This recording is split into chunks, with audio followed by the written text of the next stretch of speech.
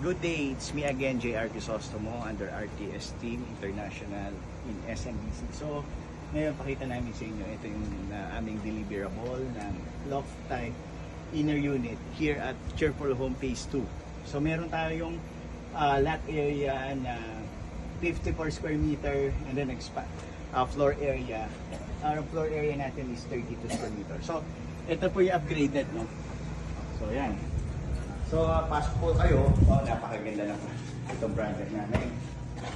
So, ito po ang upgraded ng project natin na inner loft ng phase 2. So, dito yung living room area.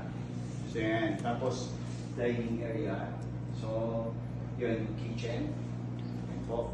And of course, andito ang ating toilet, bathroom, toilet and bath. Then, we have here, of course, yung service area, laundry area natin.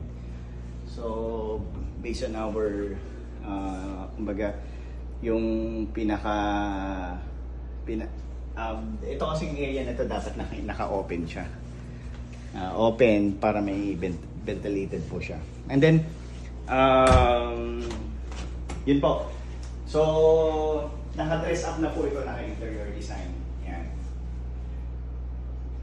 So, maganda dito kung halimbawa sa family, 5 kayo.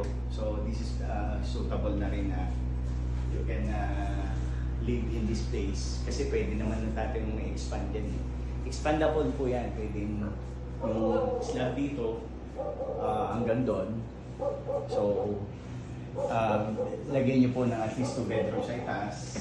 So, yan. So, pakita namin sa inyo, this is our second level ng project sa loft type. So, ito, kung gusto niyo pong ganitong design of house nyo, yan, loft ko siya. Pero yung floor to ceiling naman is napaka taas din po. So, siguro mga 2 meters din from dito sa second floor ng floor up to ceiling. Yan. So, yan po ang aming upgraded na loftable inner unit ng SMDC Cheerful Home 2. So, now pupunta po tayo sa deliverable namin. Okay? So, thank you very much po.